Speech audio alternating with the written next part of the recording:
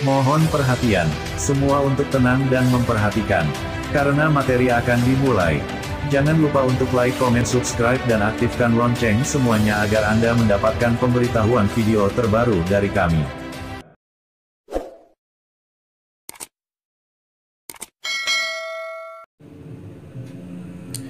Assalamualaikum warahmatullahi wabarakatuh.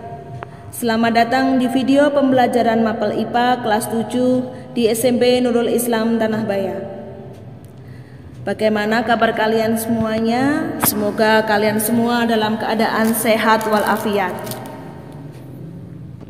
Jangan lupa tetap patuhi protokol kesehatan dengan cara selalu jaga jarak, selalu pakai masker, dan rajin cuci tangan.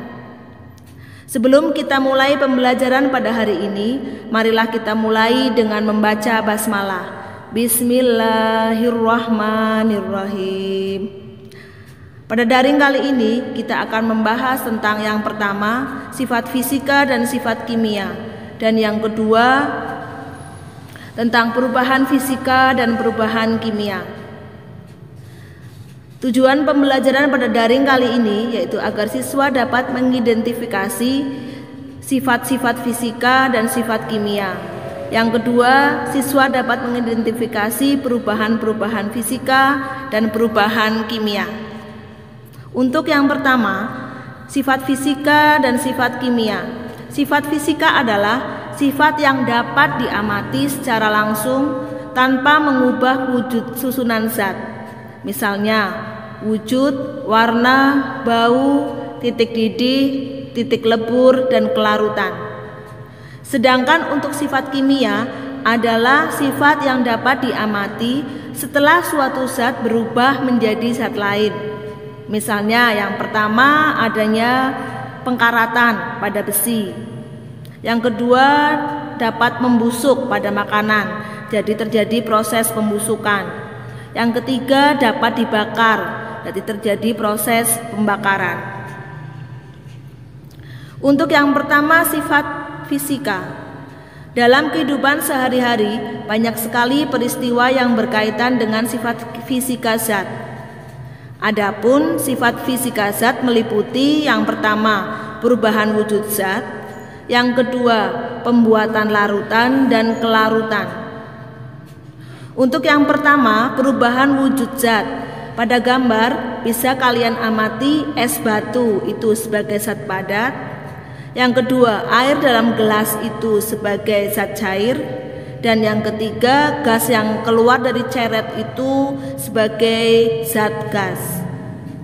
Dari zat padat menjadi zat cair, terjadi perubahan wujud yang disebut mencair atau melebur.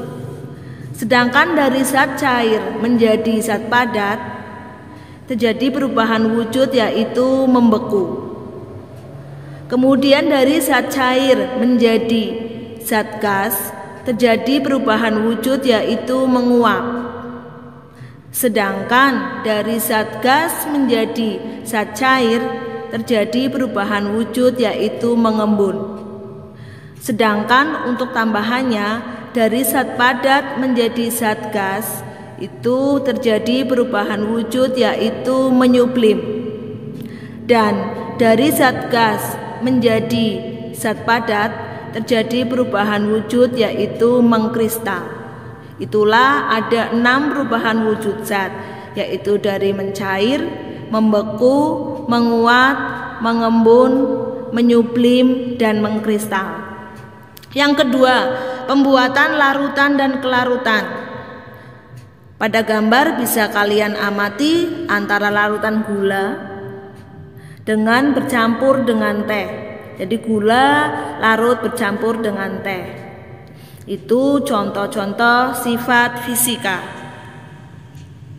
Sedangkan untuk sifat kimia banyak dimanfaatkan. Contoh pemanfaatan sifat kimia adalah yang pertama, mencegah bersih berkarat.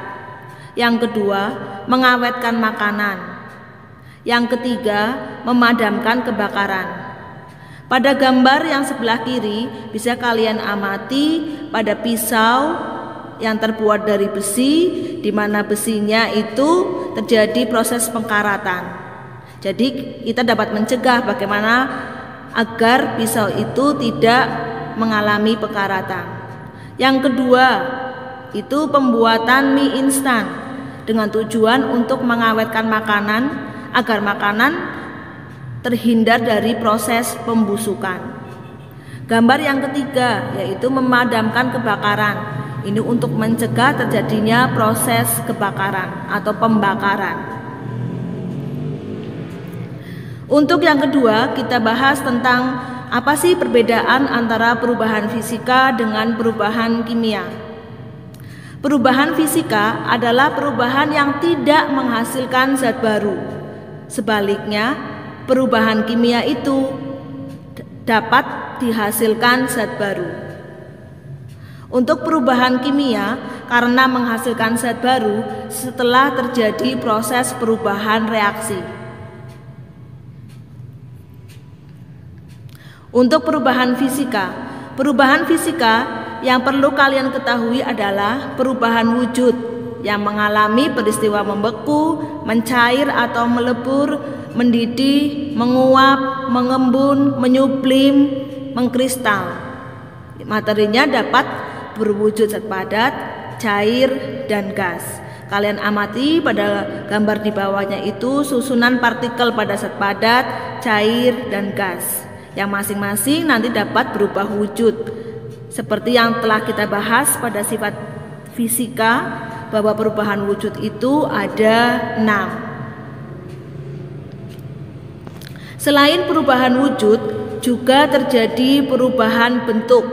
Misalnya dari aluminium menjadi panci, dari aluminium menjadi sendok.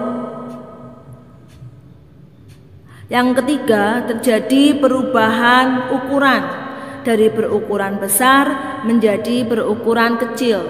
Contohnya, dari kayu pohon menjadi triplek, dari kayu pohon menjadi potongan-potongan kayu, dari batu besar menjadi kerikil. Jadi perubahan fisika ada 3, yaitu perubahan wujud, perubahan bentuk, dan perubahan ukuran. Berikutnya yaitu perubahan kimia. Perubahan kimia juga disebut reaksi kimia. Zat yang bereaksi disebut preaksi atau reaktan, sedangkan zat baru yang dihasilkan disebut hasil bereaksi atau produk.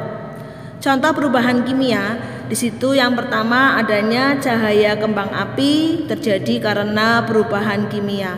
Yang kedua, timbulnya gas juga merupakan ciri perubahan kimia. Untuk contoh perubahan kimia yang lain adalah yang pertama pembakaran. Sebagai contoh, kertas dibakar jadi abu. Kemudian kayu dibakar jadi arang. Di situ terjadi perubahan suhu, adanya timbulnya gas, perubahan warna. Kemudian yang kedua, pembusukan.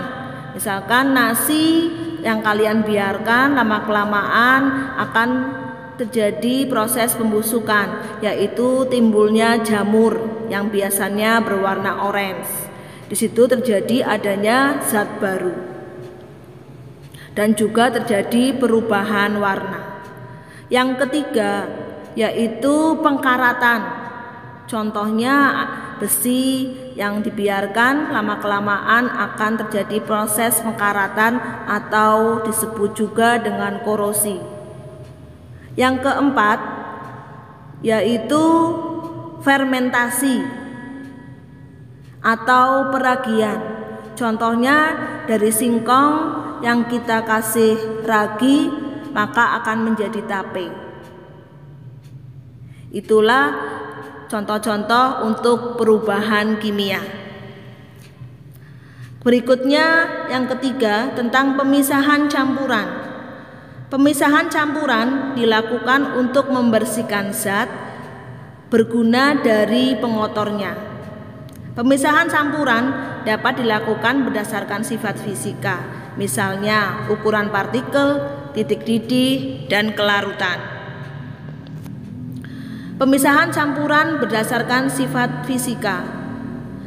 Berdasarkan sifat fisika, campuran dapat dipisahkan dengan cara pengayakan atau penyaringan, sentrifugasi, penguapan, destilasi, kromatografi, ekstraksi, dan sublimasi.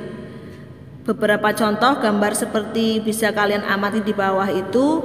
Contoh yang pertama dari satu set alat destilasi.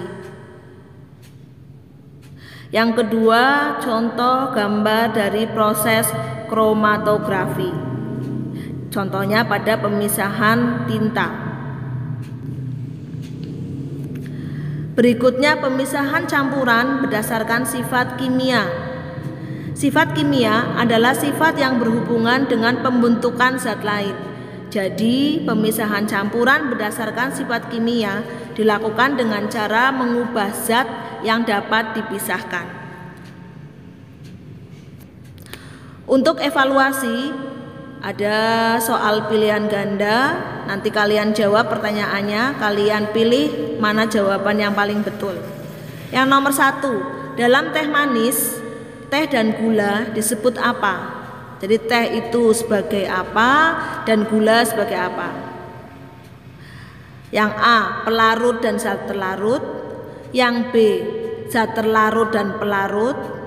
Yang C, keduanya pelarut. Ataukah yang D, keduanya zat terlarut? Yang nomor 2, berikut ini merupakan perubahan fisika adalah, mana yang kalian pilih, mana jawaban yang paling benar? Yang A, mercon meledak. Yang B, lilin menyala. Yang C, kertas terbakar. Ataukah yang D, air mendidih? Yang ketiga, penyulingan merupakan pemisahan campuran yang dilakukan berdasarkan perbedaan apa? Yang A, kelarutan. Yang B, ukuran zat. Yang C, titik lebur. Ataukah yang D, titik didih? Kemudian bisa juga kalian jawab latihan evaluasi pada soal yang berbentuk esai. Yang pertama, jelaskan perbedaan antara titik didih, titik leleh, dan titik lebur atau titik beku. Kemudian yang kedua, sebutkan 5 contoh perubahan fisika dan 5 contoh perubahan kimia yang banyak dijumpai dalam kehidupan sehari-hari. Dan yang ketiga, bagaimanakah cara mendapatkan air murni dan air laut dan garam dari laut? Jangan lupa tugas bisa kalian jawab, kalian kerjakan, dan jawabannya bisa kalian kirim ke WA saya atau ke Classroom.